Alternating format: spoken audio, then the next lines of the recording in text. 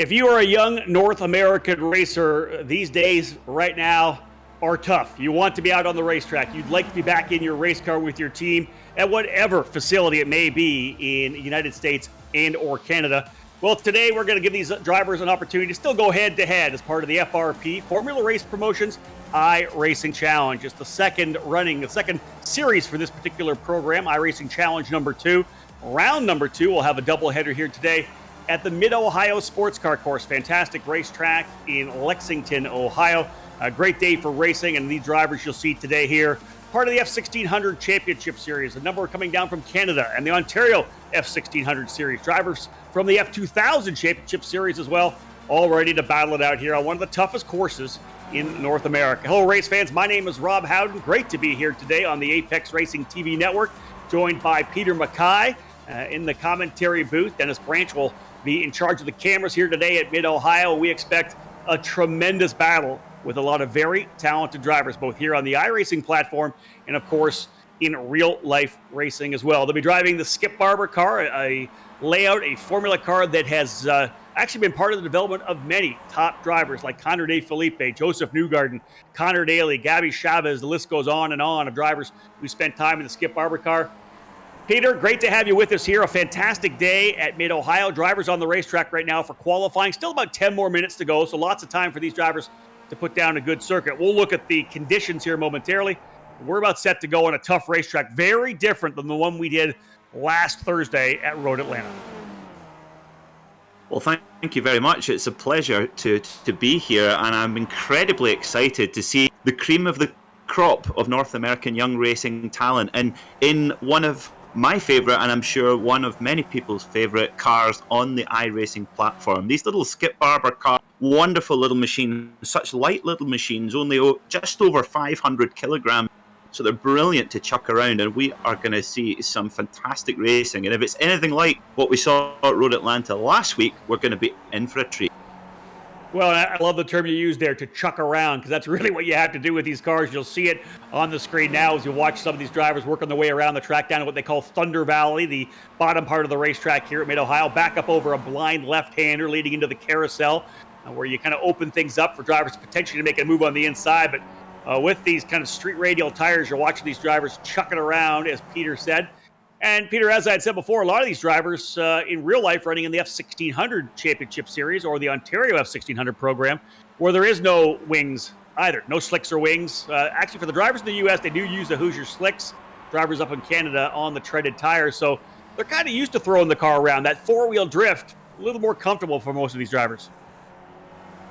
Absolutely, and of course a lot of these young drivers here taking part in Formula 1600 racing, most of them are not that long out of go-karts either, and of course that really positive steering where you can really get the car moving around and feeling it moving around you. And do you know what, there's a lot of people who watch the premium level of motorsports like Formula 1, and you know what, a lot of them would love to go back to basics with these little Skip Barber cars. You know, only 150 horsepower from their 2-litre 4-cylinder engine. So what we're going to see here, even on a tight and twisty layout like Mid-Ohio, the back straight, that slipstream effect, that draft effect with the car in front is going to be massive. What struck me last week at Road Atlanta was the strategy when we saw groups of 2, 3, 4 cars at once, and sometimes leading onto the final lap is not always the place to be. And of course, once you've completed that final back straight, it's very, very difficult to pass after that. So watch who's going to be the smartest driver in our 2 races tonight. Yeah, it's interesting you say that, watching the drivers come through this downhill right hand, the keyholes off camber leading onto the straightaway. On board here is Speedy Dan Clark. He's not a young driver who's just coming up the ranks. Dan Clark, of course, spent a lot of time in the Champ Car and kart days, coming up as a professional driver now, focused more on the simulator training and coaching. He's going to make a move to the outside, running for Brad Hayes Racing, one of the leading F1600 championship programs on the West Coast. Brad, the importer, and runs the American-made Piper Formula Ford car. So we'll see those cars out on track when we get back to racing here later in 2020. But Dan Clark, definitely a driver to watch. And, you know, I think it's a kind of a cool opportunity, Peter, as well, for some of these young drivers at the very start of their careers. As you said, fresh out of karting, maybe working their way up through the F1600 program into F2000. They get a chance to go wheel to wheel with a guy that really battled with some of the absolute best back in the 2000s as well. Well, I think that's going to be so important today here. Dan Clark's experience, as you say, running in a group and running at very high speed, but those tactics and being the wise old fox of the group is really going to play in his favour, I'm sure. What we noticed there, something that I thought about before qualifying, is this is quite unusual for iRacing to have all the cars on track at once. Sometimes iRacing will use the cars on track on their own. But in these Skip Barber's cars, the difference in lap time with getting a tow or getting a slipstream or a draft and not is massive. And we saw a perfect example on board there with Dan Clark slipstreaming the car in front, and he got a huge benefit in speed down the straight. So I would expect that to get that pole position, you're going to have to use the car in front down that back straight to get the ultimate lap time. And of course, if that driver looks in the mirror and sees a driver who's a threat, they may have to do something about it. Yeah, you may end up having to scuttle a lap, right? You may want to pull off to the side, slow down a little bit so that driver's not able to leverage you. But you mentioned the draft that we're going to see, of course, in the races. We'll get a lot of that when the packs start to form up, whether it be for the lead or for further into the field. So very similar in qualifying as well. It's kind of a chess match, both here and in the main event. You're trying to make sure you position the car correctly. You got to make sure you're surrounding yourself with drivers that are a bit faster than you or at least at the same speed as you so that you can use that draft to catch up to them. But once we eventually do go racing, still about 5 minutes remaining in this qualifying session, when we do indeed go racing, we'll see the drivers up front start to play with each other. They'll end up going to work trying to figure out where they're potentially quicker than the drivers around them. And then as we get into that last 5 minutes, we'll see drivers, maybe 5-10 minutes, we'll see drivers start trying to place themselves in certain positions in the order. I don't know if you're going to want to lead here on the last lap because that run down into turn 4 is obviously fraught with peril because you're going to get guys trying to go by you. And as you had mentioned, if you can get that lead coming out of 4 over the crest of hill, turn 5 down into madness, at that point, you got a pretty good control of the race. You're absolutely spot on, and the next kind of last chance saloon where we might see some big action is through the carousel in this final section that our cars are going through now. Just one mention to Jean-Christophe Trahan, the Canadian. He was taking part in the Canadian E-Series GT challenge, which we broadcast here on Apex Racing TV last Saturday, and he was taken out in an unfortunate incident with Justin Di Benedetto on the very last lap because a car in front had run out of fuel and caused that accident. So watch him to maybe be a little bit careful through the final section, but especially these little Skip Barber cars with lots of drivers in the group, it could be fireworks at the carousel.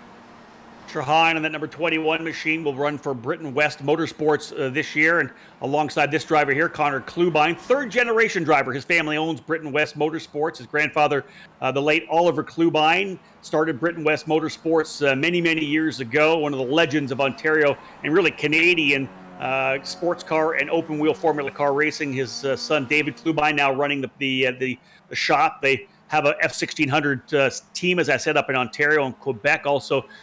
They deliver a lot of absolutely gorgeous vintage machines that they restore. So Connor out here running. He was part of the battle just outside the lead pack in Road Atlanta. Another teammate of his as well was Matt Clark. He's down in 18th position right now. Connor Klubine in the 10th spot. And as you said, Jean-Christophe Trahan will run the Quebec F1600 series this year with Britain West. But again, keying here on Connor. About 2.5 minutes remaining here in our qualifying run. And as you said, Peter, a number of these drivers not really focused on just the single program as well. They're running a bunch of different series here on the iRacing platform. One I want to kind of bring up quickly is Simon Sykes, who's running for Rice Race Prep. He's a driver that will be in the F1600 series this year. Watching him drift it through and over the hill coming into Thunder Valley, really trying to get that car to rotate through that particular corner. A tough, blind kind of lift with right-handed where the car kind of drifts over top. But Simon's been running a bunch of IndyCar races as well. He's been part of the Elite Racing League and the events that Chad Frankenfeld has put on that we've been streaming on speed51.com. He's been going wheel to wheel with guys like Alexander Rossi and Ryan Hunter-Ray and Tony Kanaan and Will Power and Gabby Chavez and James Davison. He's really acquitted himself well on the ovals running with the IndyCar drivers. They've had a good time running with Simon, and he's really developed a lot of respect. Developed a reputation. They can go side by side with those IndyCar drivers. So talk about opportunity, Peter, for these drivers here, of course, running I just try to get seat time, try to have some fun before we get to go back racing once again, once the COVID-19 shutdown kind of eases up a little bit. But here's a guy that has used this to really leverage the opportunity and gain some respect within the racing paddock. I think you're absolutely right, and I think that's where you have you in these situations. Obviously, with the COVID-19 pandemic, it's got everyone taken away from the racetrack. But what do real competitors do? They have an inbuilt tenacity that most normal human beings do not have, and you've got to look for any opportunity that's out there. And if Simon Sykes is able to go wheel to wheel with these IndyCar legend, and you've got to bet that that's where he wants to be. That's his ultimate goal, is to go to the IndyCar Championship, win the championship, and win the Indy 500. And he's going about it exactly the right way. If you look at Simon's karting record, he was a karting protege. So many victories in lots of significant events. So to be getting while the racetracks are closed, and hopefully for not too much longer, get in here, race wheel to wheel with your heroes, and race where you want to be. And in no other sport do young athletes have that opportunity, and thanks to iRacing, we do in motorsport. Yeah, motorsports indeed. As qualifying getting completed here right now, just a couple of more seconds to go before we cap qualifying off. None of the other sports really connected to racing like iRacing has in motorsports. They were able to set you right out of their cars into the virtual world. Let's have a look at the grid right now, though. Zachary Rivard for Rivard Racing with the fastest lap time of 1:35.261 will put him on the pole position alongside Reese Everard in the Everard Motorsports number 61 machine. Row 2, Justin Hilly, your point leader, a winner at Road Atlanta, starting in third alongside Kyle August for Race Prep. Row number 3, we'll have another two of the Race Prep drivers. Greg Rice, a veteran team owner and engineer. Simon Sykes in the number 6, starting 5th. Colin Mullen in the 36 will start in the 6th spot.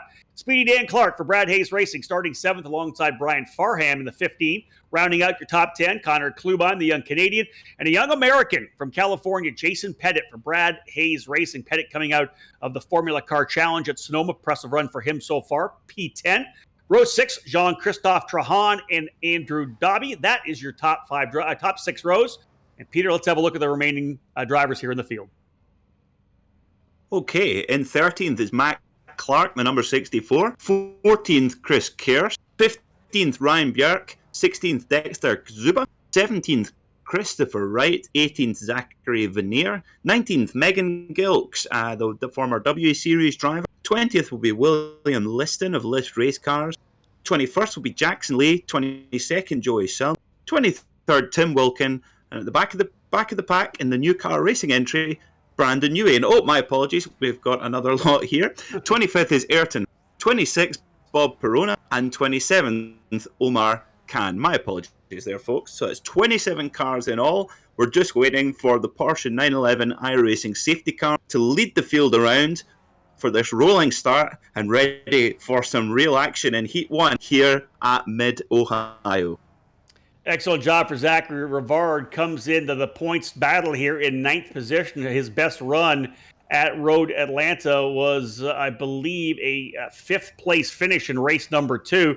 Justin Hilly, point leader, coming in 1st and 3rd in the doubleheader down in Brazelton, Georgia. Dylan Christie and Max Esterson, who were 2nd and 3rd, had a couple of good podium finishes.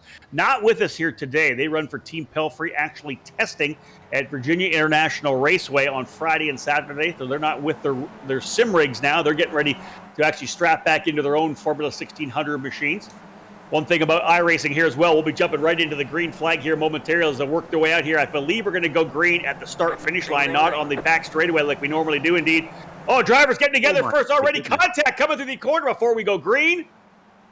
And I think we're racing, but we'll see how things shake down. I believe we are indeed underway, but drivers, the off-pole starter, Reese Everard, I think, got caught up a little bit. We'll see what kind of damage, but look at the big lead here now for Zachary Rivard. Hopefully we can have a replay of that start as a couple of drivers end up touching wheels coming through and out of the carousel.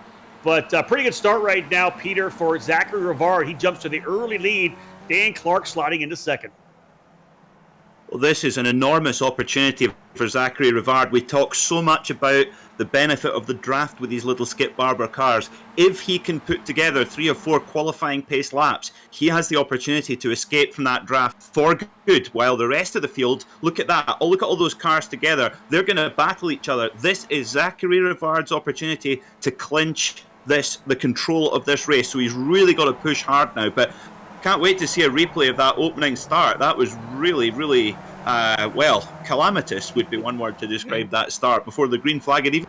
Yeah, they were all trying to kind of pinch in, I think, to the inside of that final corner. We'll have a look at it again here, I believe, that replay. Now, just missed a little bit there. Colin Mullen potentially involved in the number 36. We need to go back a little further to see that one. This is the drivers working their way through here now. This is the replay of the opening lap. You see another driver going 4 wheels off on the exit of turn number 1. Here we go. Let's have a look at this start here once again. Try to figure out which driver eventually got connected there. Came out of here. Looked to me like the driver on the outside pole, Reese Everard, came across, didn't leave near enough room for the driver starting on the inside of row number 2, Peter. And that driver, of course, trying to get up behind the pole sitter, Rivard, to make sure he's in the right spot coming out of the corner. You got to give enough room there. You can't pitch down. And, of course, after that point, it was just accordion effect. Everybody else back getting caught up in it. Well, we talk about how accurate and how lifelike the iRacing program is, and it certainly is. But occasionally, sometimes, if you have limitations with internet, speed, connectivity, and things like that, is the number one. Racing drivers are not short of excuses, but sim racing drivers have their own unique excuse, which is called netcode, which can sometimes just have little discrepancies between each car is on track, and sometimes in really close field combat, that can cause a little bit of an issue. However, I'm perhaps being a bit generous to the drivers. You want to make sure there's plenty of room, particularly at the start there, because you want to get a clean run into turn 1. So difficult to accept for those drivers not at fault and taken out before the green flag even dropped. Good battle here for second place now. They need to settle in. If they work together, they're going to be able to draft up. That's Dan Clark in the 74 and Kyle August in the 07. They're running second and third right now. They've allowed Zachary Rivard to get out to an initial gap here right now. They need to kind of settle back in to see if they can't get this thing dialed in and not allow him to pull away. They've got a bit of a gap themselves over Simon Sykes, who now runs in the 4th spot. Connor Klubine runs 5th. Update the order. You can see that the tower to the left side of the screen. A couple drivers coming into pit lane. We'll see that change in a minute. Ayrton Hook coming in, as did Omar Khan. So a couple drivers into pit lane after incidents. Coming out of the keyhole quarter, we saw Jason Pettit go off pretty big time that last time by, trying to dial things back in. But Peter, finally things kind of getting into single file. They're evening out now, but what to mention, Zachary Rivard, he must be listening to our commentary, because he was 7/10 faster than Dan Clark on that lap. He set the fastest lap of the race, so he really knows just how big an opportunity he has, and such a rare opportunity with such a closely contested field like we have here in this Skip Barber race. So Zachary Rivard knows the opportunity that he has to break away from the chasing pack, and it will take Dan Clark and Kyle August to actually work together if they want to catch him. Check this out here, an issue for the 65 of Connor Klubine. Big puff of smoke. Got to think that he must have potentially made a gear change mistake. Might have went up a gear instead of down a gear, or down a gear instead of up a gear, and spun the engine up to the top RPM, because immediately he came to a stop and actually bailed out of that. So that should probably be it for Connor Klubine. An issue here again. Double header. So let's kind of set you up for what we've got going here today as well. 14 lap races, 2 of them happening here today as part of this double header. It's 14 laps or a max time of 40 minutes. We got 3 laps in the book so far, so still quite a ways to go. And again, the battle's shaping up for second. Dan Clark finally setting into position in front of Kyle August. We'll look at those lap times and see whether or not they're able to work together. 4th and 5th, though, have closed right up. That's Simon Sykes and Brian Farnham. They've got themselves into a position to run 4th and 5th. Colin Mullen not that far back in the 6th spot. Matt Clark in 7th. Chris Kearse in 8th. Then the gap about 3 seconds back to Jean-Christophe Trahan and Chris Wright. So battle here for second, still pretty solid with Dan Clark and Kyle August running 2nd and 3rd. It's very fierce indeed, but another mention to Zachary Rivard there, half a second quicker than the nearest competitor there, another fastest lap of the... So he's really dropping the hammer, and look at that gap, as you can see on screen there. There's Zachary Rivard in the blue and white car, and then here is Dan Clark and Kyle August. So they have to be smart here. They can't be knocking lumps out of each other. They've got to be really, really clever if they want to feature for this victory. But it could be that Rivard has done it already. and will be able to hold it out front. Let's wait and see. But we also must remember that the grid order for race number 2 is taken. Oh, Dan Clark spun. Dan Clark has spun. He's on the grass. That's down the hill in turn number 6, right before they come into madness. Those drivers pushing hard coming down the hill. Here they come through turn number 5. Let's have a look at it again. Back down the hill. Does Clark think about going to the inside, or does he just over-rotate? No, he actually gets into the gearbox. Trying to roll the corner speed through turn number 6. Dan Clark just getting into the back of Kyle August. Sent that car into a light spin. And Peter, we talked about how light these Skip Barber cars are. They're extremely nimble. And when you do something like that where it kind of plants the front, the car's already started to rotate, it's almost impossible to catch it because there's no grip in the tires. It's a light race car. When it starts going around, it's going around. Yeah, you're absolutely right. And the throttle pedal's not going to give you much help either. Sometimes you can power out of a slide. If you have more talent than me behind the wheel, you can do that. But you don't have that option with Skip Barber cars. And you've got to be, although it might just look as a car where you've got to take your brain out and just absolutely go for it, but you've really got, there's a real thinking driver's car, the Skip Barber, with the draft, and also making sure you're on the exact precise line. They are just the perfect learning grounds to make it all the way to the top, to IndyCar or Formula One or wherever you want to go. Watching this tremendous battle right now for P4 a little further back. That's second right there. Kyle August in the 07. Brian Farnham in the 15th. Then we've got 4th, 5th, 6th, and 7th. Colin Mullen, Simon Sykes, those two light blue Rice race prep machines. Then you've got the Britain West Motorsports car of Matt Clark, driver out of Ontario, Canada. And then as well, as we said, Chris Kears in the number 9 right there as well, kind of closing up. So this is going to be a pretty good battle here, I think, between some young guns and F1600 racing. August out into second, Farnham in third, as we said. Zachary Rivard, though, let's kind of set this up here a bit, Peter. He was able to take advantage of the issue in turn number 13, the final turn on the racetrack, as they worked their way back onto the straightaway to potentially get the green flag. They did get the green. The two drivers involved were Justin Hilly, your point leader. He got involved in that as well. The other driver, I'm trying to figure which the other driver was, Reese Everard from the outside of the front row. He was involved. Those drivers far down the field. So Zachary Rivard has flat taken advantage of this, left everybody behind him to battle it out, and he's just not putting the wheel wrong right now. The number 27, strong lead, 5.7 seconds. Peter, not something I expected we were going to see here at Mid-Ohio. No, and I think in race 2 it will be very unlikely to see this again, because the two gentlemen you just mentioned, they were really the two biggest threats to Zachary Rivard. But you can imagine him looking in his mirror at the start of the race. He must have thought that every single one of his Christmases and birthdays had all come at once by seeing his real contenders on the grass before the green flags even dropped. Such a rare opportunity, but he was right on it. He knew exactly what he had to do, and he just punched out fastest lap after fastest lap, and he's still doing it. Because he was, again, a huge chunk of time faster. And huge accident there. Matt Clark and Simon Sykes are getting together really hard there. That was at the end of the back straightaway. Simon Sykes, I believe, getting into the back of Matt Clark into the braking zone. We'll have another look at it here. It's Clark on the outside, gets a pretty good run. We talked about the fact that an outside run's strong. Here comes to the inside as well.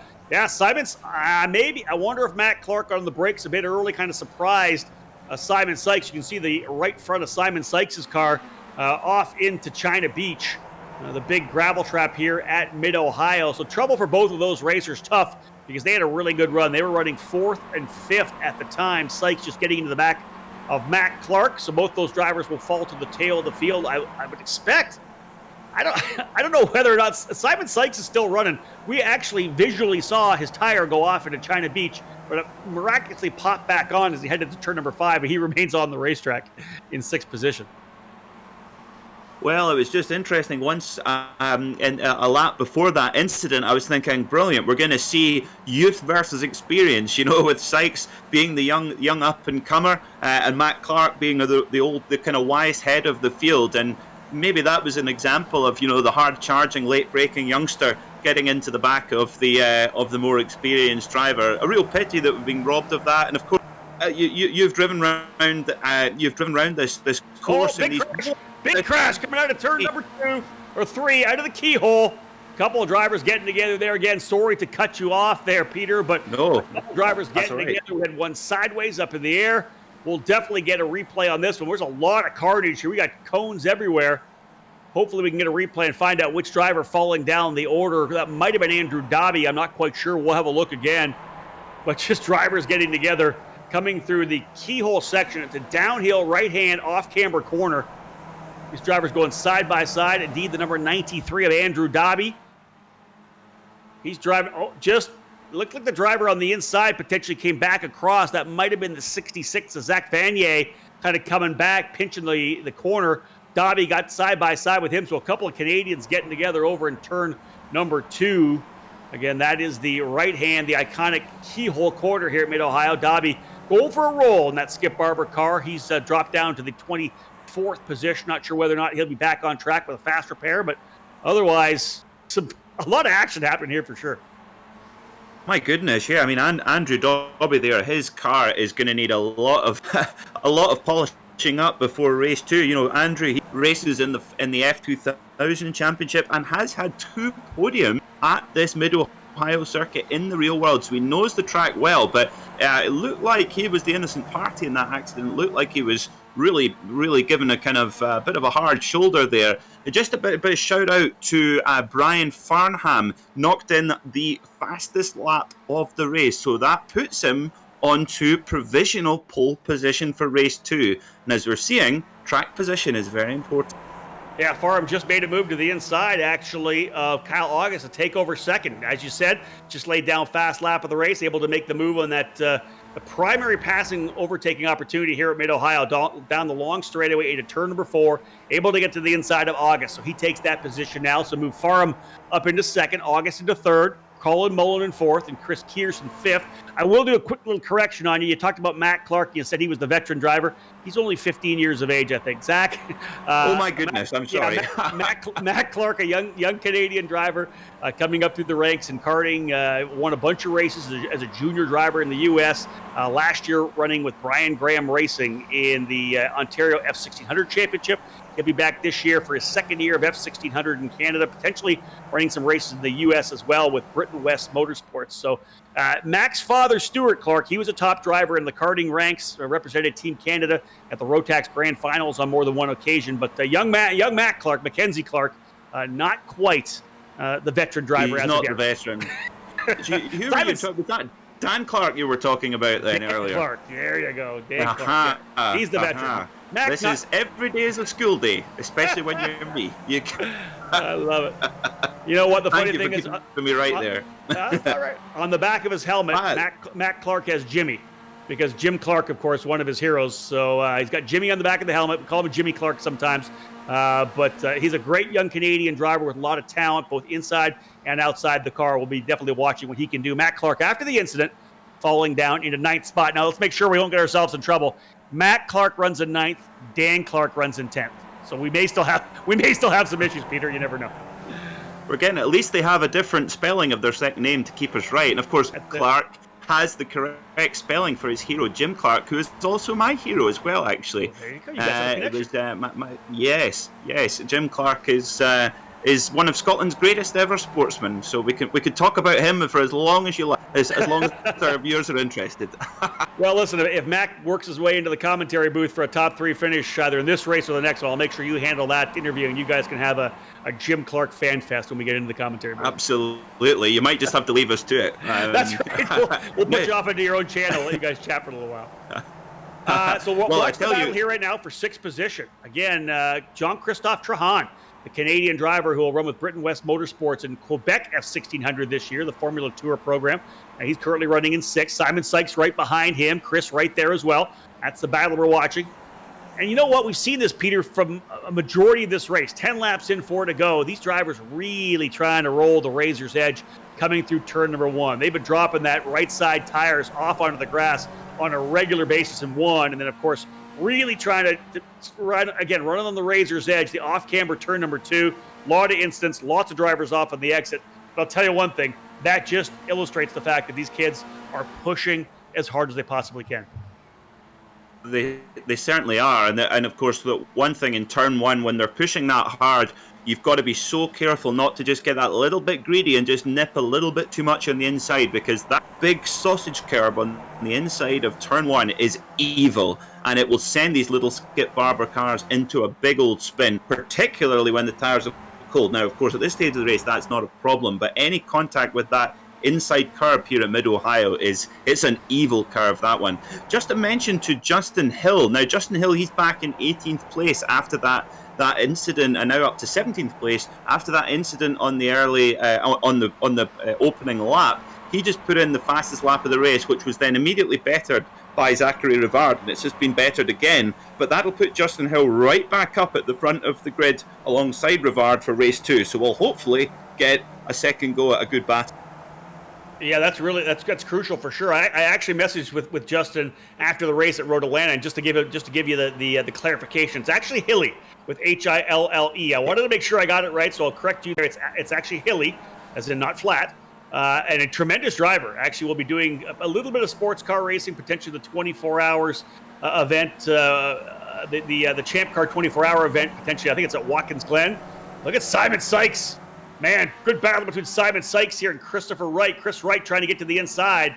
But Justin Hilly, as you said, issue early though, Peter, but crucial for him to lay that fast lap down to allow him to get that second chance in race number 2. It certainly is. It's really important. Of course, there's any driver in this field, if they can just time it just right and just get that perfect draft along the back straight, they can bring themselves much further up the grid than they might otherwise have been. So that draft is so important for position in the race, but also for your grid position for race number 2. They basically, even though these little Skip Barber cars, although they're quite small in stature, they do still punch a big hole in the air, which is brilliant if you're following behind to just get that big boost in speed. Working lap number 11 of 14 here, so 3 or 4 laps still remaining here. One of the things about this racetrack, and you mentioned it, Peter, was the fact you were kind of keying on turn number 1, that huge sausage curb on the inside. It is indeed massive, and it'll toss these cars for a loop for sure. But one of the things about this track, and you said about drivers maybe asking too much or pushing too hard or taking a little too much of the track, that's one of the perils of Mid-Ohio. Just think about driving around this track. Of course, the big curb in turn number 1. You don't want to hang the right side tires and turn through the exit of 1 here. We've seen drivers potentially go off. Turn 2, the keyhole, downhill, off camber. If you're a little too aggressive on the throttle, you find yourself going around. Off camber, pretty easy to loop a car around. We've seen a lot of drivers have a lot of exit oversteer coming out of the corner. All the way down the straightaway into turn number 4. You overcook that, you find yourself in China Beach. Hard to get out of there to get back across. Back over the hill of 5, same thing. Cars totally unweighted. And then you go through Madness, same thing coming over into Thunder Valley. Crest the hill, off camber, cars super light. This racetrack will penalize anyone who goes over the edge and loses that little bit of control. If you don't have that, you can find the car going around so easily. Even at the end of Thunder Valley or in the carousel, every part of this racetrack will penalize a driver pushing too hard. Contact. Yep. That's the 66 of Zach Vanier. Dexter Kazuba in the 81 getting into it with Zachary Vanier. Really typical turn 3, turn 4 incident here. Let's get another look at it. As they come in, it's a Vanier on the inside. I think that's Vanier. No, maybe perhaps not. Yeah, no, you're right. Definitely. It's Zachary Is it Vanier? Vanier? Yes, and it's they're getting right. Vanier, sorry, my pronunciations are terrible tonight. Well, listen, I've had the fortune of being able to watch a lot of these drivers, of course, coming up through the karting ranks or running, whether it's in the F1600 Championship Series down in the U.S. or up in Ontario and Quebec as well. So I've had a chance to follow these guys. I know their names a little bit. I'm sure you'll pick it up, and hopefully we'll have you back with us next Thursday for the final round of this second series of FRP iRacing Challenge.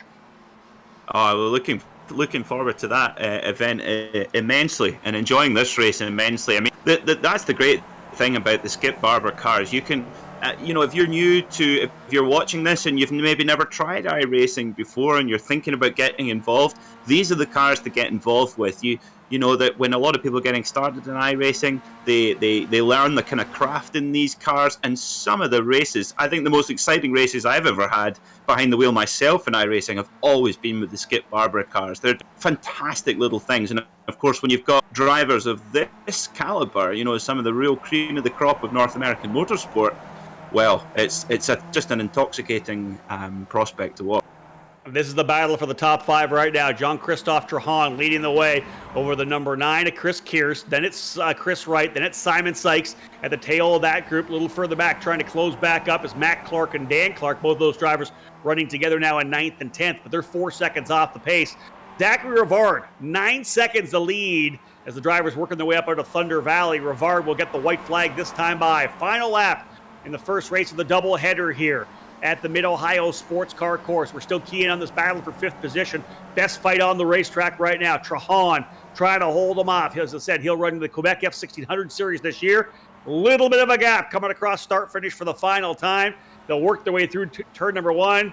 Peter, I don't think this one's done yet. Simon Sykes at the tail of that group. He'll want to try something down into turn number 4. No, he's not. He's not going to get a chance to. Whoa. 4 wheels off for Simon Sykes in turn number 1. Looks like it's going to be down to these 3 drivers to fight it out for 5th. Yeah, watch for Christopher Wright here. If Christopher Wright can get a good exit here, he's got the double slipstream because he's got Trahan and Kearse in front of him. So look at this. Here we go. Down the back straight we go then. The most vulnerable person here is Trahan. And then you've got the bright green car of Chris Kearse behind. So who's going to be the bravest on the brakes here? Look at that. So Trahan takes the inside line, manages to just runs a little wide on the brakes, but that's actually helped him out quite nicely. That's defended the position, and Chris Kearse very well held as well. Great respect from all the drivers there, because that's been a real hot spot for contact, but not these drivers on the last lap. Indeed, a great lap, as you said. But here's the final circuit, folks. Out of the carousel, winner of the front end of the doubleheader here at Mid-Ohio and the FRP iRacing Challenge, Zachary Rivard. In the number 27, leads from the pole position, takes advantage of the chaos behind him. Here's the fight for second between Brian Farnham and Kyle August. And it's going to be Farnham grabbing that second position. Kyle August in third. Fight continues. Oh, a little further back, the fight between Simon Sykes and Chris Wright heats up big time. But coming across the line, Colin Mullen fourth. Jean-Christophe Trahan. Here they are here. This is 5th, 6th, 7th, and 8th. I think Sykes is probably going to try the inside move. Thinks about trying to go down the bottom. Not working. Getting into the back of Wright. But a good run there for Trahan and Kearse as they end up finishing 5th and 6th. So pretty exciting racing, Peter, for sure. The battle, of course, not up front. Rivard able to stretch away comfortably. But, man, what a victory for him. And what a fight for 5th in those last couple of laps. It really was, and Rivard was just a flawless drive, and he realised immediately the rare opportunity that he had to make that break at the start, and he punched in those fast laps straight away. And in those early laps, he was more than a half a second faster than his nearest competitors, and that was the key to that race. Just to mention about Simon Sykes, running into the back of 2 different competitors on 2 different parts of the circuit. He's got to be really, really careful with that. He's got to maybe spend a bit more time driving with these IndyCar guys, or maybe they've been teaching him the bad habits. What do you think? Well, I don't know whether or not it's the 2 different the formats as well. The cars themselves, right? He was driving that IR18 IndyCar, a lot of downforce, of course, running on the ovals. These Skip Barber cars, much, much different. Now, if we're possibly, can we get a look at the final results of that race? I know that the drivers are working their way into a bit of a warm-up session here before we go into race number 2. Not sure. All right, so no results available here right now, but again, tremendous run, as we said, for Zachary Rivard taking the victory. Folks, we got still more to come. As I said, a 10-minute warm-up session for the drivers to kind of maybe iron out some of the kinks they may have had before. We'll go back racing in about 10 minutes' time with the second end of the doubleheader for the FRP iRacing Challenge here at the Mid-Ohio Sports Car Course. Make sure to come back and join myself, Rob Howden, and alongside Peter Mackay as we get ready to call yet another exciting event here in Lexington, Ohio. Stay tuned. More to come here on Apex Racing TV.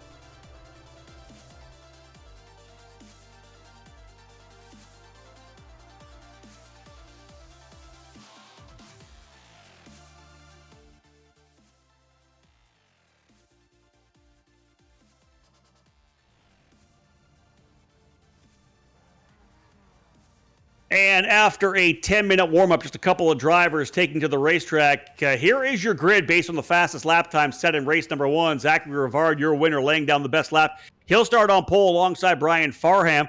Kyle August and Colin Mullen will be on row number 2, the third and fourth.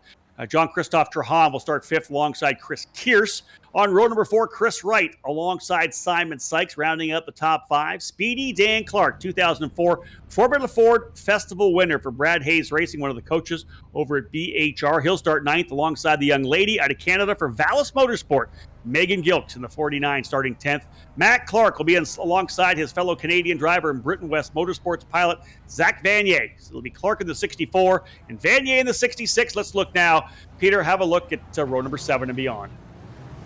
So in 13th will be Dexter Zuba in the 81. 14th will be Jackson Lee in the 52. 15th will be Brandon Newey. 16th, Ryan Bjerke. 17th, Justin Hilly.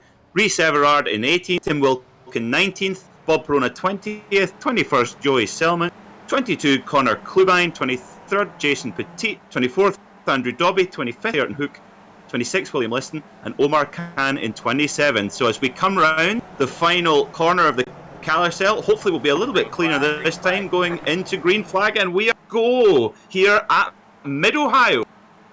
Green, green, green, racing down into turn number 1. A much cleaner start to the second race of the doubleheader here. Good jump again for Zachary Rivard. He'll go to P1. The 15 of Farnham goes into that second position. One driver 4 wheels off on the exit. We saw a lot of that. One driver backwards coming out of turn number 1 as well, and another driver well off the racetrack, so some calamity midway through the pack. Otherwise, the top 10 playing pretty nicely so far. Hung out to dry on the outside of turn 2, Peter. Not the easiest way to get around, but with an off-camber corner, you're able to put the power down and get a better run to the outside.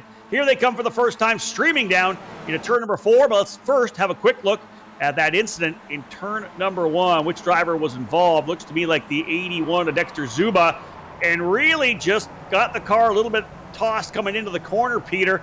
He lost it to the right, put a bunch of wheel in it trying to overcorrect, ended up on the outside of the racetrack to driver's right.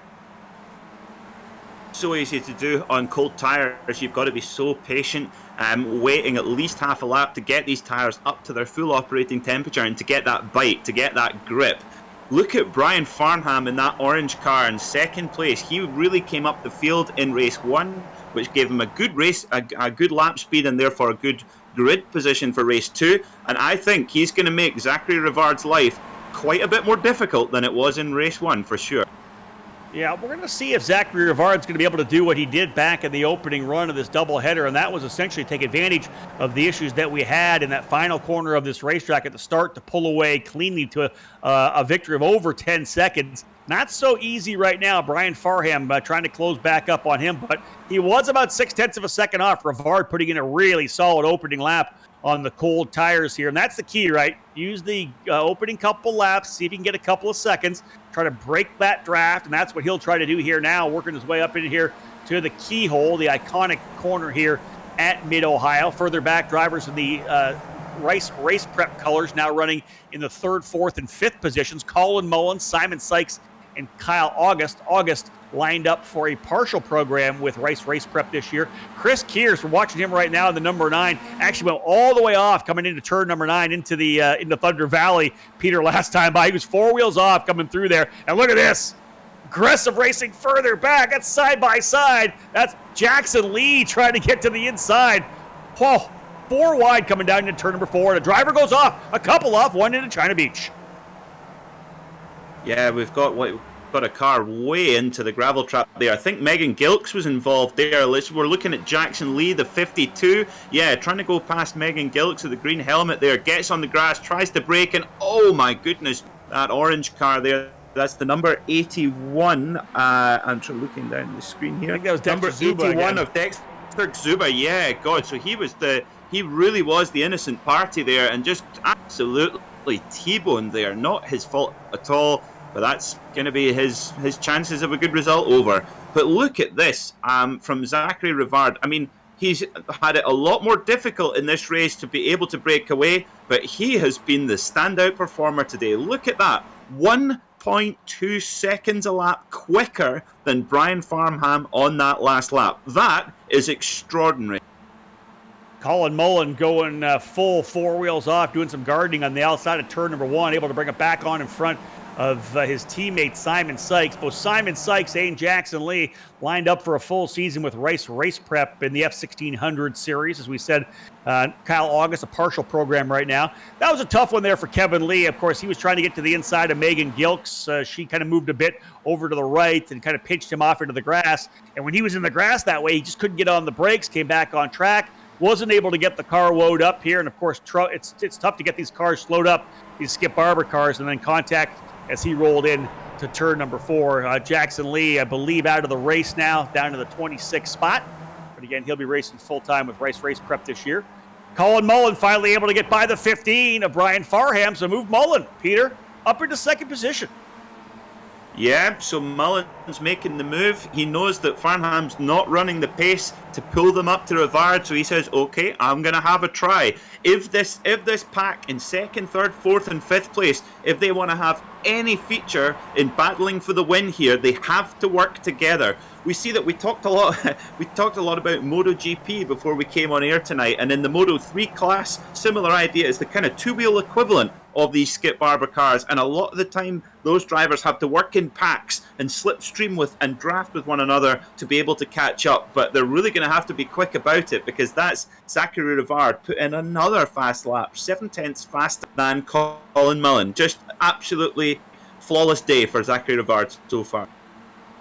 Before I chat a bit about Rivard, quick update on Jackson Lee, able to get the fast repair done and get on the track, so he remains on the lead lap right now. Indeed does Jackson Lee. Interesting thing about Zachary Rivard out front, and I hear this a lot, Peter, talking to drivers in all the different levels of motorsports about Mid-Ohio, and I kind of feel the same way myself. I love Mid-Ohio myself. I've had a chance to race it in a 125 shifter kart. I've also been able to run in some of the lower horsepower cars like a Formula V. But this is a track, I think it's kind of a love-hate relationship. There's some drivers that really love the racetrack, others that don't like it that much. Those that don't like it, I think, always struggle a little bit. It's one of those facilities that really pays off if you have a passion and a love for trying to figure this racetrack out. Zachary Rivard has this track figured out. Not only does he have the track figured out, he's got it handled here in the Skip Barber car, which I think is a really hard car to run here. We talked about all the different parts of this racetrack, like this here, over the hill. The car gets super, super light. You see drivers a lot going 4 wheels off into that corner as they come into Thunder Valley. This is a racetrack that you have to get a handle on. And if you don't have one, you chase it all weekend long. And I think we've seen that, Peter. A lot of drivers simply chasing the best way to get around this track here at Mid-Ohio. It absolutely is. It is a really technical racetrack. It's not a big take a deep breath and who's the bravest. It's not about that. It's about being millimeter perfect. And of course, there's no greater example of that than these Skip Barber cars. They only have 150 horsepower, so they've not got big power at all. So you need to put every wheel perfect. And that is exactly what Zachary Rivard is doing. The drivers here will be, trying to get a good speed around this track. You need to watch a lot of onboards and look at who's quick round here. Of course, Scott Dixon in the IndyCar Championship, he loves Mid-Ohio. So if I was coming here to race here, I'd be watching Scott Dixon onboards all week. And that's it, right? You use a little mentorship. You take the best information you can get from guys who know how to get around here. Here's a pass side by side. That's Farnham's a big save. Farnham gets the thing super loose.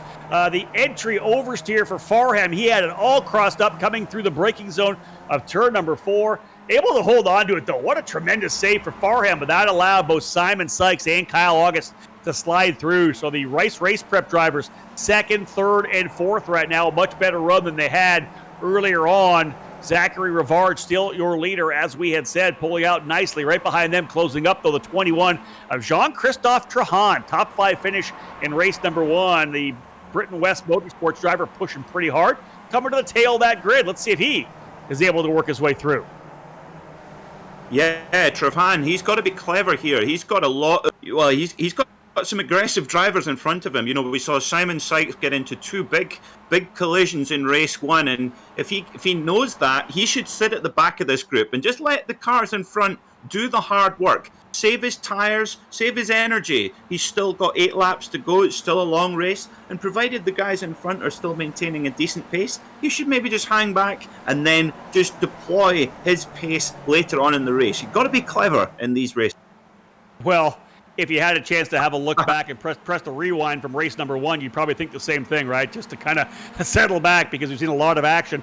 Right now, the leader, Zach Rivard, working to get by Jackson Lee. Lee will pull to the inside of the racetrack, lets Rivard come through. Good opportunity for Lee to get a feel for the track here. But look at these guys. We are 2-3 wide again, as down the inside comes the 15 of Farnham, trying to get to the inside of the 07 of Kyle August. Not quite able to get the job done. Good racing here. Again, this is the battle for, I believe, 2nd, 3rd, 4th, 5th, and 6th. Sykes now in the number 6 goes to P2. Mullen into the 3rd spot. August 4th. Barham 5th. Trahan right there watching in 6th position. Shout out right now as well to Connor Klubine. Started all the way back in 22nd. He has worked his way up into the top 12 now, currently in that 12th position. Connor Klubine right behind Zachary Vanier, about a second behind Vanier, who runs in 11th. Good battling up front, but some really good performances further back. Drivers working their way forward.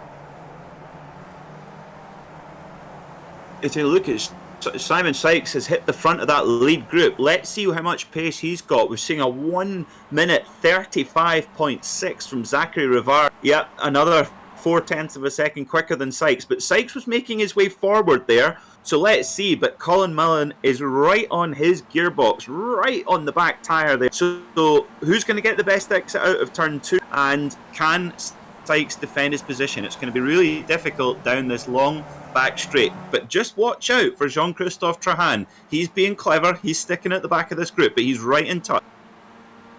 Yeah, better watch further back from him as well. Mac Clark and Dan Clark, those two Clarks, going side by side once again. Looks like Justin Hilly in there as well. Hilly, the point leader coming into the weekend here at Mid-Ohio, having such a tremendous run at Road Atlanta. He's going to try to make a move to the inside of potentially both those drivers. He's going to get Matt Clark for sure. Justin Hilly started 17th. He's now up into the 8th spot. So Hilly slowly working his way forward again. Had the issue earlier. There's a contact there. That's Farnham. I believe that's Farnham.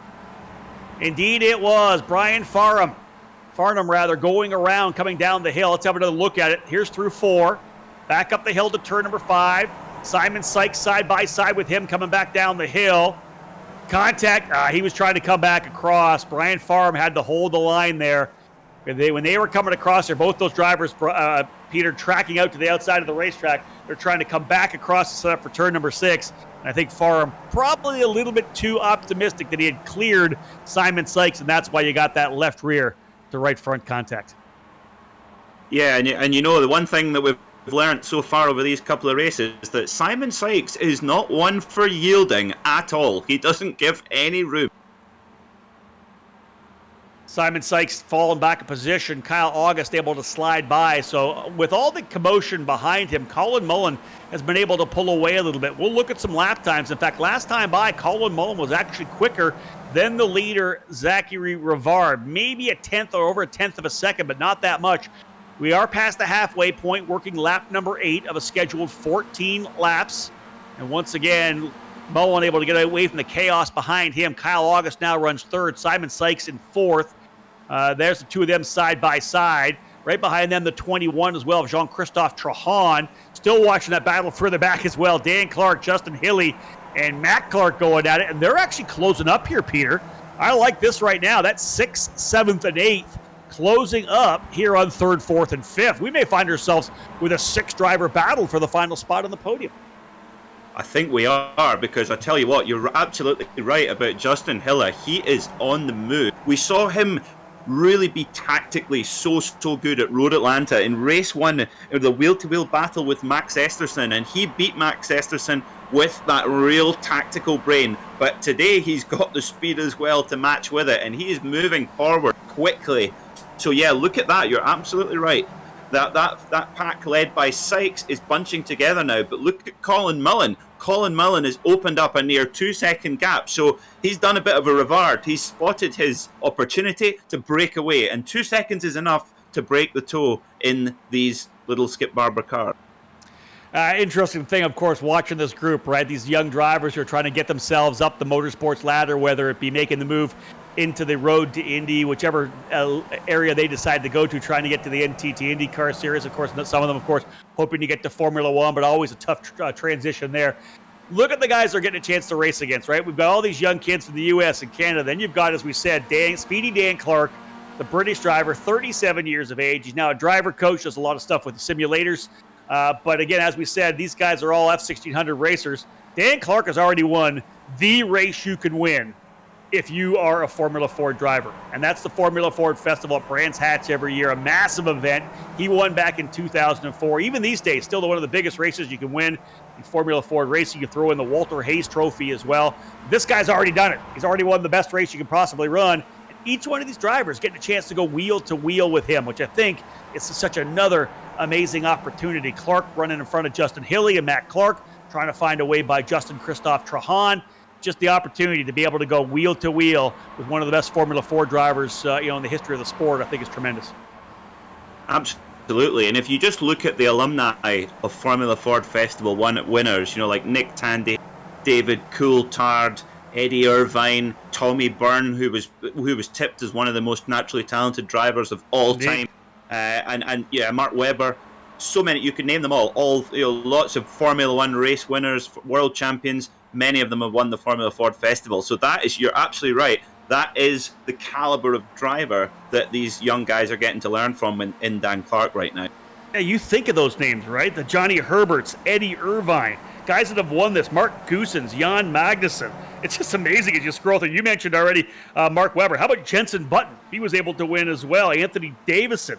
And I've had a chance to watch guys like Joey Foster and some of these guys win races, and if you can win that particular event, you've been able to beat the best, and I think that's an amazing opportunity for these guys to get a chance to go head to head with Dan. It is, and I think with the Formula Ford Festival, if you looked at the quality of drivers who didn't win it, I think it would shock you even more. Probably, yeah, you're right. That's a great point. That's a tremendous point. We go through a list and give you a dozen names. There's probably 3 or 4 dozen names of guys who have gone on to fame and fortune, professional careers, who weren't able to get that victory as well. What a great point that is. So it is at the front, Clark to the inside. Sorry, but is it Clark to the inside there, making a move on Trahan? He's been able to get back by Trahan right there, and the 64 of Matt Clark kind of watching, I think, right now from P8. As Justin Hilly has worked his way up the road from this battle. He's trying to reel in Simon Sykes right now. Hilly, again, the point leader coming in. You can see he coming through the carousel. He is closing. We have 3 laps to go right now, and Justin Hilly trying to work his way into the top 4.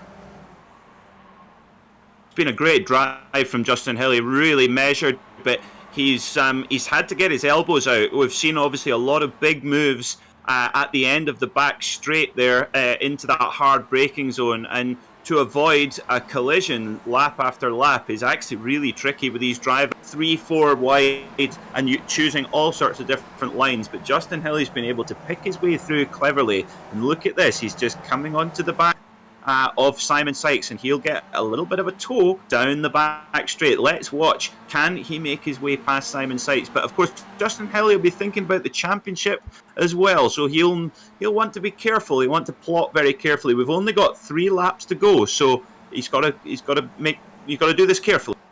Yeah, interestingly, he's actually not even that far back from Colin Mullen. Really, it's only 2 seconds back from second spot. So if he were to be able to get super aggressive, and they're racing in front of him here right now, Colin Mullen, Kyle August, and Simon Sykes all racing hard there. And I believe in front of them what's the other car that's in there? It's another one of the drivers. A lap car. Yeah, one of the lap cars is right in the middle there as well. We're trying to pick it up. Oh, that's actually Jackson Lee, another one of the race prep drivers. That's why I'm having trouble. They all have that similar light blue livery. So Jackson Lee, who got involved in the incident early on, battling it out right now with his teammates, has not let Kyle August slide back through. He probably should potentially give him room, and indeed he does. He'll go to pit lane. No, just going to stay out of the way. Great call there for Jackson Lee, just as I was mentioning it. Coming in here to go lap number 12. 3 laps left to go. Let's take the time real quickly here before we kind of focus on the final battle to look at the drivers who have had the big moves so far. Justin Hilly, as we said, started 17th, works his way up now into the 5th spot. Connor Klubine started 22nd. He's up into 10th. And Jason Pettit in that number 75, the Californian driver, starting 23rd. He gets his way up into 11th. And William Liston Started back in 26th. He split the difference, worked his way up into 13th. So I would say this, Peter, and I want to get your comments. I'm sure you'll probably kind of echo what I'm saying. This seems like it's been a lot cleaner of a race than we saw in race number 1. It certainly has, and I think that is even for drivers of this level. It takes, the thing about iRacing is that makes it different and a new challenge compared to motor racing in the real world, out on real world racetracks. Is that no matter how much money you have, you can't go out to a racetrack and practice 8 hours a day. But you can in sim racing, and I think that's when you see the world champions in sim racing and then world champions for the real world coming into sim racing. That level of preparation, because it's open to all, if you want to sit for 12 hours a day and practice iRacing, you can. But when you're coming into a new car, new track, new competition, sometimes, as we saw in race 1, it takes even drivers of this level a little bit of time to adjust. Yeah, I think that's a great point. I had a chance to announce one of the top split Indianapolis 500 Open setup races just a couple of weeks ago, a week ago actually, and talking to the race winner later on, their team combined 6,000 laps of testing at the Indianapolis Motor Speedway to dial their setup in. So, yeah, as you said, these guys put a lot of time in the pro sim racers do to be able to get their setups right, to get their lines correct. These drivers jumping in here from outdoor racing will give them a little leeway as they continue to get better and better. Let's just say this right now, though. Justin Hilly able to get by Simon Sykes. So move Justin Hilly to P4. This is the penultimate lap. We're working lap number 13. There's one more to go after this. Hilly already closing up now on Kyle August. Is there a shot for him to go to potentially P2? Here comes Kyle August. He'll go to the inside of Colin Mullen. He has the inside of the racetrack. Out to the outside goes Justin Hilly. He'll try to work his way around. That's going to allow him to close up. August goes to second. Mullen back to third. Hilly right there, P4. We're going to have a battle for the final 2 spots here on the podium. Well, I think Hilly's showing you why he's so far up in the championship order. He's just making his way through the field. That move on Sykes was coming, but he didn't rush it, and he made it very clean. And now he's right on the back of August and Mullen. And this is just going to be a brilliant end to this race as we approach white flag time. It's now or never for Justin Hilly if he wants to climb onto that podium. But I would back him at right now. He's looking so strong. I would think at least one position, right? Because he's going to get that run down the straightaway and will likely be able to either get August or Mullen. Mullen, of course, will try to do the same thing. There's that lead right there. Going into 1, the 27 to Zachary Rivard. Comes into the championship 9th place in point, the top finish of 5th at Road Atlanta last Thursday. He's going to put a couple of wins in the books here, put his name in the fight for the championship here of series number 2 of the FRP iRacing Challenge. Again, my name is Rob Howden, joined by Peter Mackay as we get ready to call the final lap here. White flag has flown. This is it. Zachary Rivard with the lead going down the back straightaway. A huge lead for him in the 27, but here we go. Down the back straightaway once again. We'll go on board with Justin Hilly. What does he decide to do? Tucking right under the gearbox of Colin Mullen. Mullen will go to the outside. Hey, why not make it 3 wide? Let's do it. We'll work our way down into the braking zone. Mullen will come across driver's left. Hilly's going to look to the inside behind August. How does he pick it up? Trying to go around the outside of August as well. Neither driver able to hold the position. To the inside goes Mullen. Mullen to P2, Peter.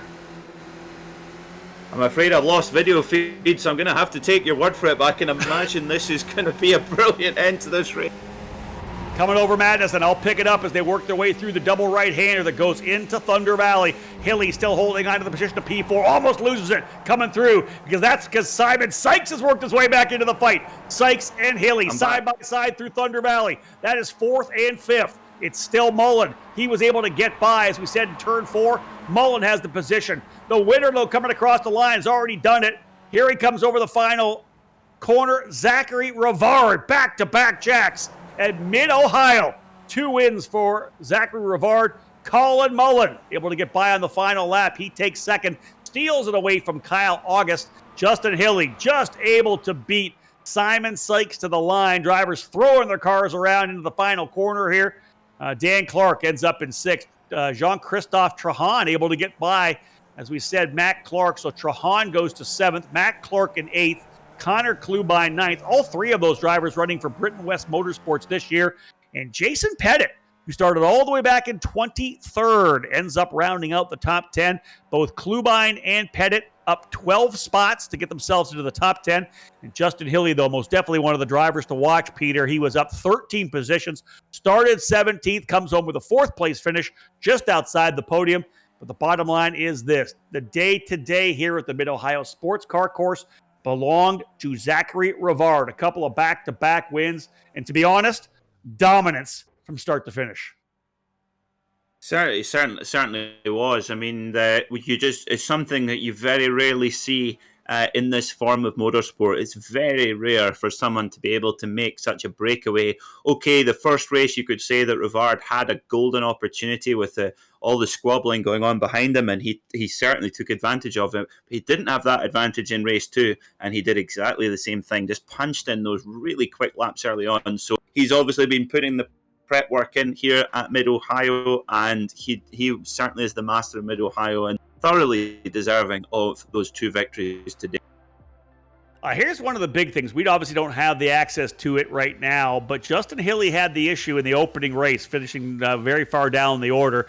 That's going to kind of open things up in the points a little bit. A couple of wins for Zachary Rivard moves him up. Remember, he was 9th coming in. He's going to jump up the order. As I look at the points here right now, Dan Clark with a couple of top 10 finishes. He came into the points in 4th. Remember, Dylan Christie P2 and Max Esterson P3 in the points, not able to be here today as they are testing at Virginia International Raceway for their outdoor program with Team Pelfrey. So they weren't able to be here. That's going to put Dan Clark back in the fight, Matt Clark in the fight. Connor Klubine came in P6. He's got a couple of top 10s. I'll tell you, this thing's blown wide open when we head to the next event next weekend. I can't wait, next Thursday, rather. Can't wait to get back at it again, though, Peter. The bottom line is some tremendous racing here. I like the fact that the second race, a lot cleaner. Drivers seem to get a feel for the way to run around each other, and we just saw a lot better racecraft. We certainly did. It was like watching 2 different championships. I mean, the first race was really calamitous. I mean, like you say, we had a huge collision with the guys at the front of the grid before the green flag was even dropped. So, it was night and day, and it was just brilliant watching those drivers going 3, sometimes even 4 wide coming to the end of the back straight. And really, as racing fans, that's really what we want to see. But we don't always get it in every form of motorsport, and that's what makes not only these young drivers so exciting to watch, but also these Skip Barber race cars as well. Well, I'll tell you, Peter, we have a number of drivers standing by in the interview area. So let's start by bringing in Zachary Rivard. Tremendous run for the driver who was able to score the race win. If we can get Dennis to bring Zachary in for us here. I don't think you and I have access to do that. So we'll see if we can't bring him in here. Zachary Rivard, do you have a copy here in the booth? Yeah, I got you, Rob. Well, I'll tell you, my friend. Wow. That's the only word we could use. Obviously, you had a little bit of luck in the opening race with the contact behind you, but then you backed it up in race number 2. Give us your thoughts. Back-to-back wins at Mid-Ohio. Is this just a track that kind of suits your style? Yeah. I mean, it helps that that the draft is less big here than other places. It, running away with it. Definitely couldn't do that at some of the longer tracks, like Atlanta last week with the long straight. You see a lot of the racing stays tight because of the draft. So here I could kind of get away in the back section. We also talked about the fact that Mid-Ohio is a challenging racetrack. I think that a track, like you said, like Road Atlanta, you could make some mistakes on that track, and the draft would allow you to come back in. This place really doesn't do that, does it? It's more of a track that if you're not good, if you're not comfortable, and you're not placing the car in the right spot, you're just going to find yourself struggling for a majority of the day. Yeah, and I think today, luckily, I was kind of able to take advantage of that with, obviously, the first race. That was always going to be tough for everybody behind me to get through that incident and stay in the draft. But in the second race, I think it was Brian was behind me, and he just made a small mistake, and that was really my chance to try to put in some fast laps. Well, you did that too. That was the thing. We were kind of watching your lap times. You just kept going purple. They were trying to keep up with it, but you just kept putting purple laps down. That was obviously what you needed to get the back-to-back wins. Fantastic run for you here at Mid-Ohio. It's going to put you in the championship battle for sure for the final round of the series. Is there anybody you want to thank right now for getting you here today? Yeah, definitely Ed and Pilar, Thursday Pools. They're what allow me to go out racing in the real world. So got to thank them. FRP for putting this on, and Hoosier as well. Well, let's talk about that. Let's wrap things up. What is your plan for 2020? Where are we going to be able to see you racing in the real world this year? For this year, I'm planning on running the F1600 series with FRP. We have our own cars, so me and my dad kind of run a privateer thing with obviously help from Thursday Pools. And then, hopefully we'll see, how money works out and everything, but I'd like to get into a USF car for a test session or maybe even a weekend here or there. And that sounds good to me. I'd love to have you out there. That's awesome, Zach. Congratulations. Well done today. Thanks, guys.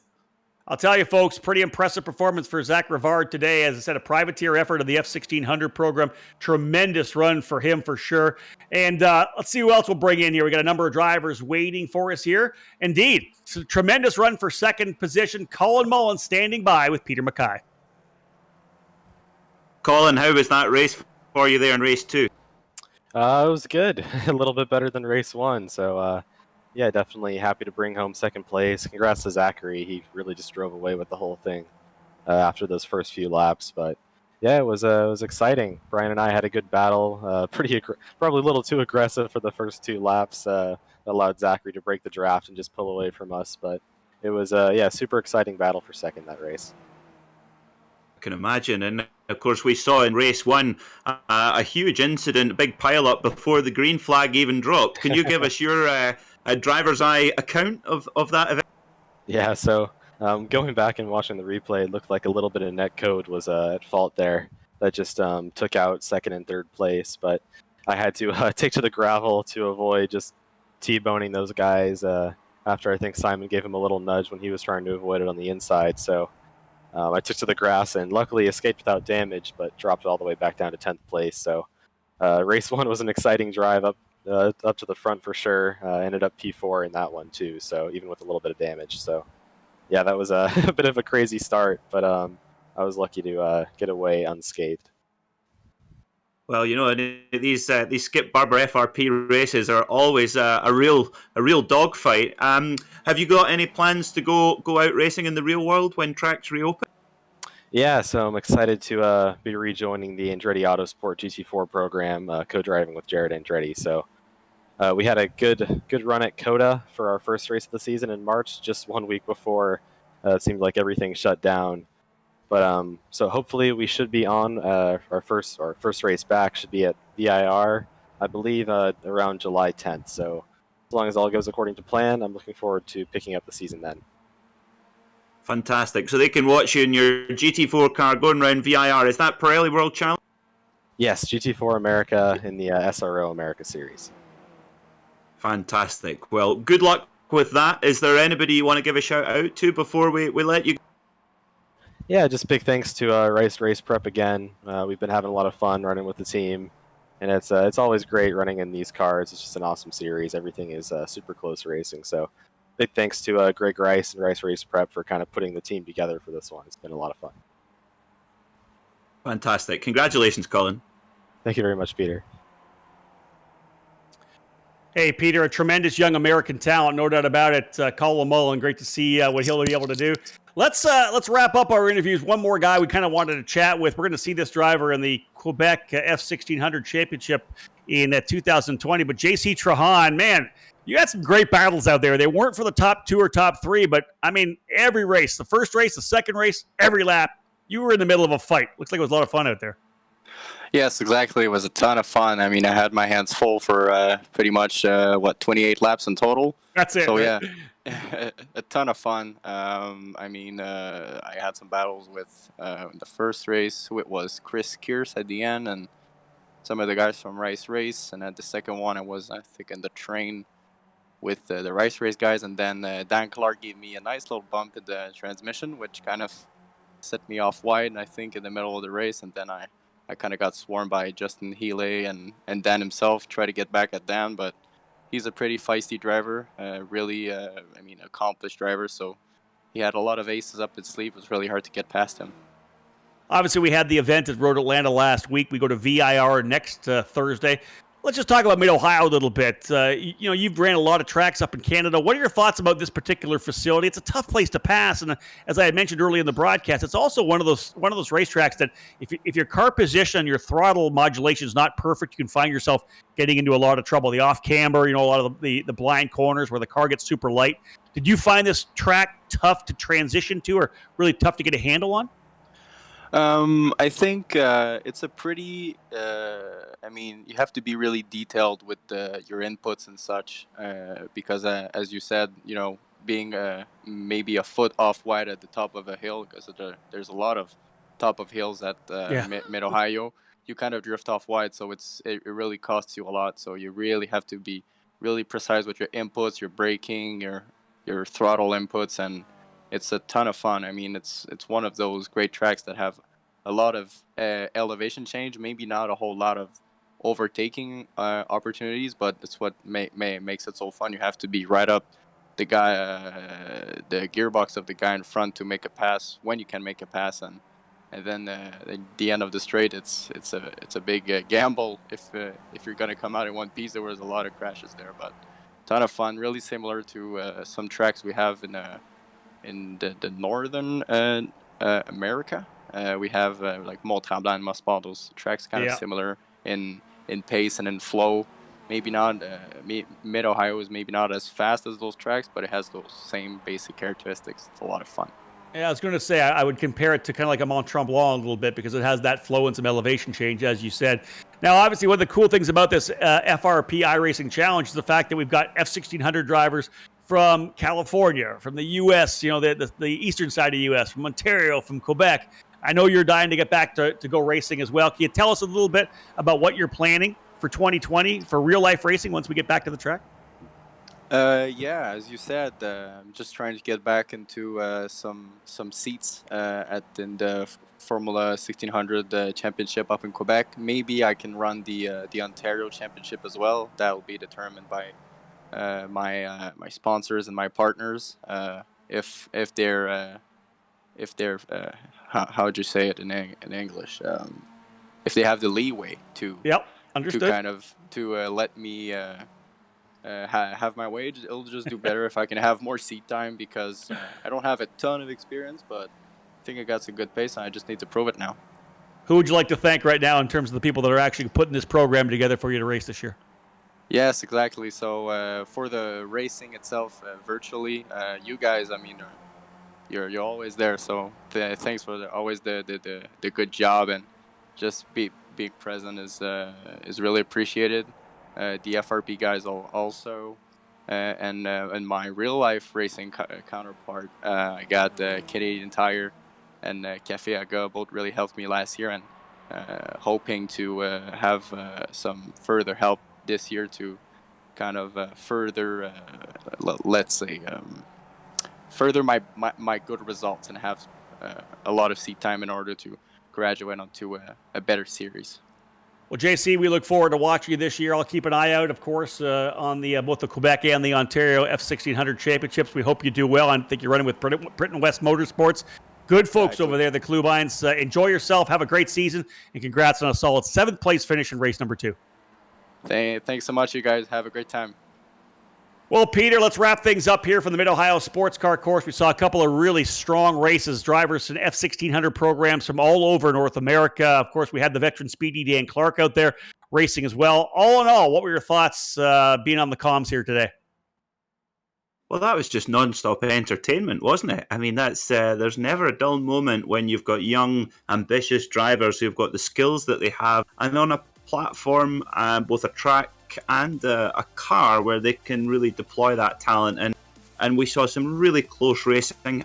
Quite a calamitous first race, which was entertaining. But then the second race, equally entertaining, just with the brilliant wheel-to-wheel combat. And can't wait to see some more next week. It's going to be brilliant. Agreed. What a championship it's been so far, the second series of the FRP iRacing Challenge. Of course, that battle at Road Atlanta, that doubleheader was absolutely exciting from start to finish. The finishes were amazing. We saw definitely some dominance here at the Mid-Ohio Sports Car Course. Zachary Rivard had a handle on this tough racetrack in Ohio. We're going to VIR next Thursday, and it's one of the longer racetracks in North America, and it is a challenging one for sure. Championship tightening up in a big way. Point leader coming in, just Hilly, had trouble in race number 3.